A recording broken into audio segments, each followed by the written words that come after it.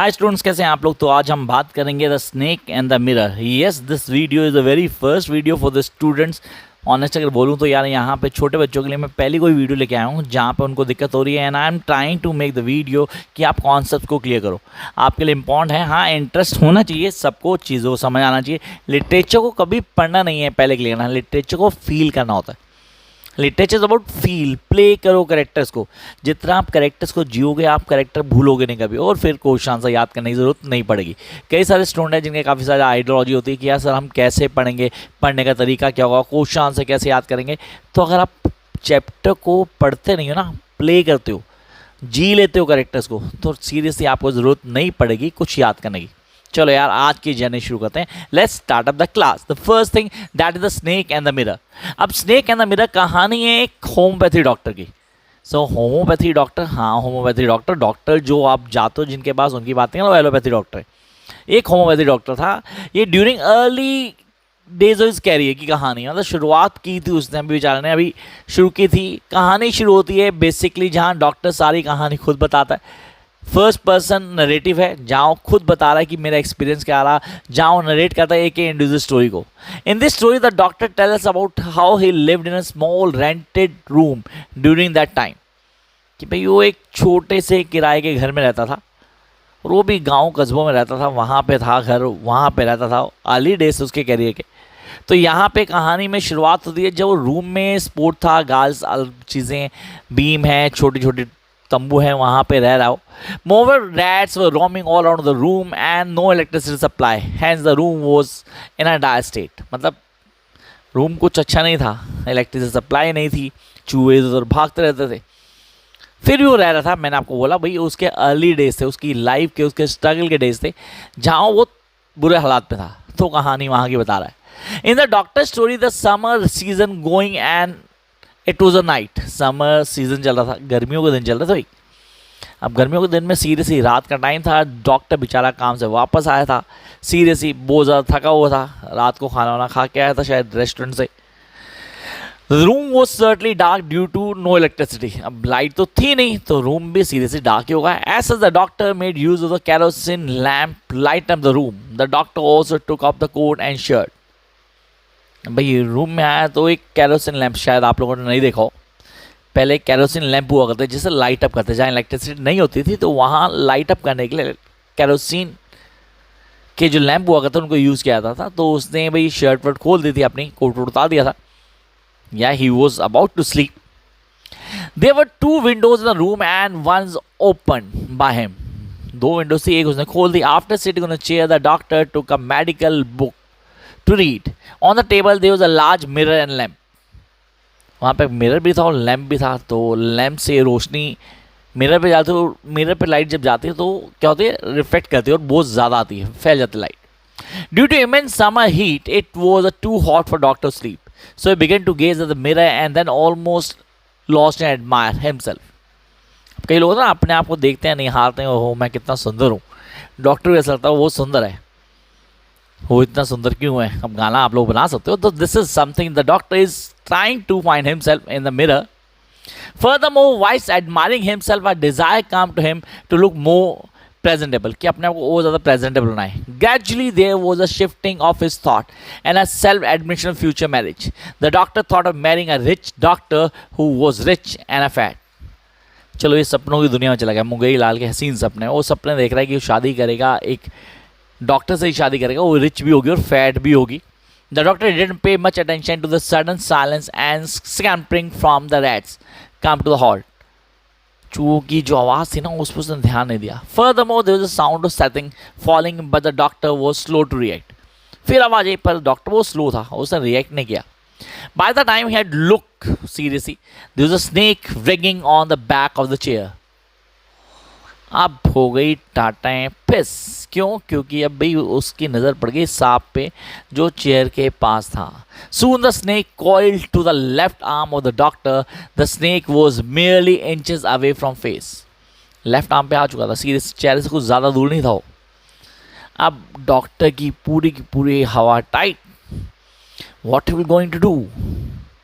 सोचो यार, आप अपने आप को एडमायर कर रहे हो, शीशे के आगे बैठे हो, आप बहुत सुंदर हो, मैं इतना सुंदर हूँ, ये होगा वो होगा, अपने सपनों की दुनिया में जा रहे हो। आप सोच रहे हो मैं शादी करूँगा, एक डॉक्टर से शादी करूँगा, वो बहुत पैसे वाली होगी, है ना, और वो थोड़ी मोटी भी होगी, बिल्कुल मोटी पसंद होगी, नो डाउट। तो यहाँ पे इसी बीच को चूहों की आवाज़ आती है और देखते ध्यान से कि चेयर के पीछे एक सांप है, और सांप इसके लेफ्ट आर्म पे आ चुका, चेहरे से थोड़ा ही दूर है। The snake was merely inches away from his face. Consequently, the doctor went into deep shock and became like a statue. किसने स्टैचू कर दिया आपको? Now you can't move. आप वैसे ही रहोगे, कोई बदलाव नहीं आने वाला आप में। जहां आप हिले वहां आप गए। At this moment, the doctor felt the presence of God. It seems that the snake was like a punishment from God to doctor due to his being too arrogant. अच्छा, दिमाग में काफ़ी सारी चीज़ आती हैं। अब उसके दिमाग में आया कि भैया ये भगवान ने मुझे सज़ा दी है कि मैं बहुत एरोगेंट हूँ। जो लोग एरोगेंट होते हैं उनको सज़ा तो मिलती है यार। Soon he come to realize that he a mere human and he should not boast. खाली ह्यूमन ही तो है, तो इतनी बड़ी बड़ी फेंक क्यों रहा है ना, मैं ये करूँगा, मैं सुंदर हूँ, मैं ये हूँ, मैं वो हूँ। फील करो सीरियसली, आप वो डॉक्टर की जगह हो, आप एक ऐसे गांव कस्बे वाली जगह में रह रहे हो जहाँ लाइट नहीं है, जंगल वाला एरिया है, सांप आना नेचुरल है, नॉर्मल टेंडेंसी का हो गया, आप उनकी जगह हो, और यहाँ पे बेचारा अब शॉक में है। At this realisation of true worth the snake left the doctor and move towards the mirror. अब स्नेक थोड़ा मूव हुआ और मिरर की तरफ चला गया। As the doctor silently escapes, the life was saved. Doctor लगा भाई बच गया मैं, सीरियसली मैं बच गया, जान बच गई। After the conclusion, the doctor narrative soon interested listener asked him to question reality of the story.